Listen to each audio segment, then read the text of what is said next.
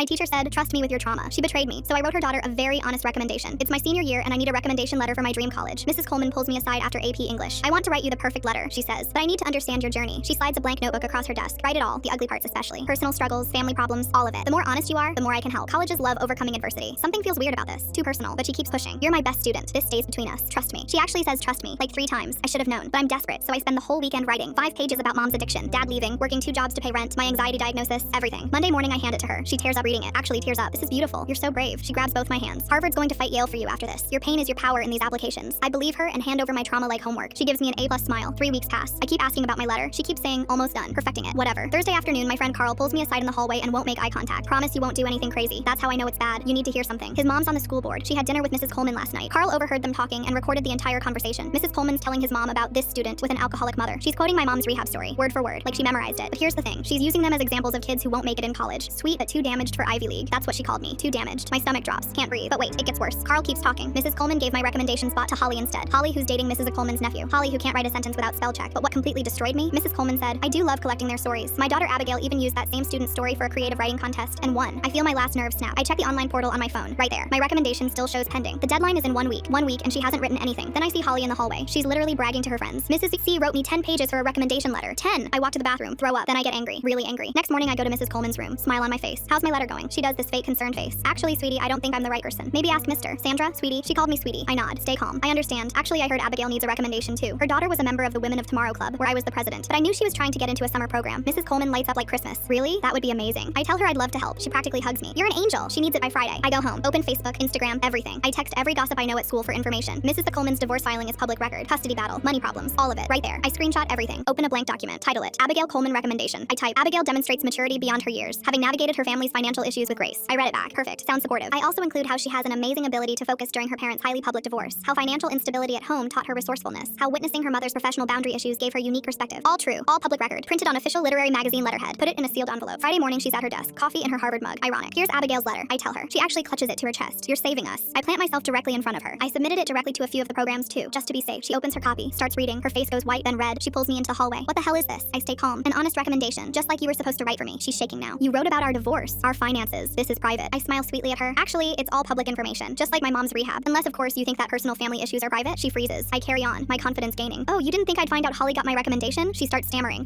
That's not. I pull out my phone and play her a taste of the recording Carl got. Specifically, Mrs. Coleman's exact words about me being too damaged. Delete that recommendation right now, she screams. Already submitted. Too bad you didn't submit anything for me. She gets this smug look. And the deadline was yesterday, wasn't it? You missed it. You played yourself. I smile. Mr. Sandra submitted his letter for me 3 days ago. I never needed you. But now Abigail's summer program knows exactly who her mom really is. I got an acceptance letter, while both Holly and Abigail got rejected.